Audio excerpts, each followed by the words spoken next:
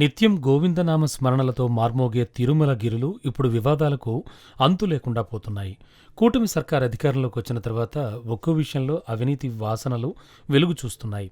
తిరుమల తిరుపతి దేవస్థానం 2015 నుంచి 2025 వరకు దశాబ్దం పాటు జరిగిన 54 కోట్ల భారీ సిల్క్ శాలువా కుంభకోణం సంచలనం సృష్టిస్తోంది. టెండర్ పత్రాల్లో పేర్కొన్నట్టుగా కాంట్రాక్టర్ నిరంతరం 100% పాలిస్టర్ శాలువాలను సరఫరా చేస్తూ వాటిని స్వచ్ఛమైన మల్బరీ పట్టు ఉత్పత్తులుగా బిల్ చేస్తున్నట్లు నిర్ధారించిన అంతర్గత విజిలెన్స్ విచారణ తర్వాత ఈ కుంభకోణం వెలుగులోకొచ్చింది.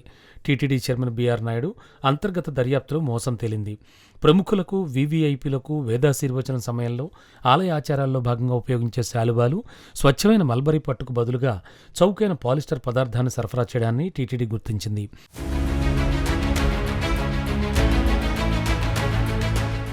ఈ అక్రమాలు 10 ఏళ్ల కాలంలో జరిగాయని అంచనా వేశారు.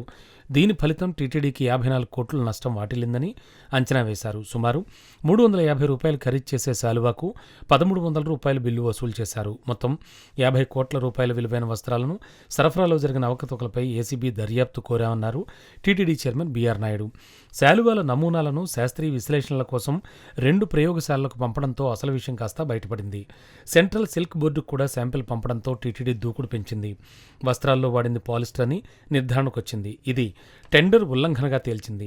నిజమైన పట్టు ఉత్పత్తులను నిర్ధారించడానికి తప్పనిసరిగా వాడే పట్టు హోలోగ్రామ్ సైతం సరఫరా చేసిన వస్త్రాల్లో కనిపించలేదని విజిలెన్స్ అధికారులు గుర్తించారు.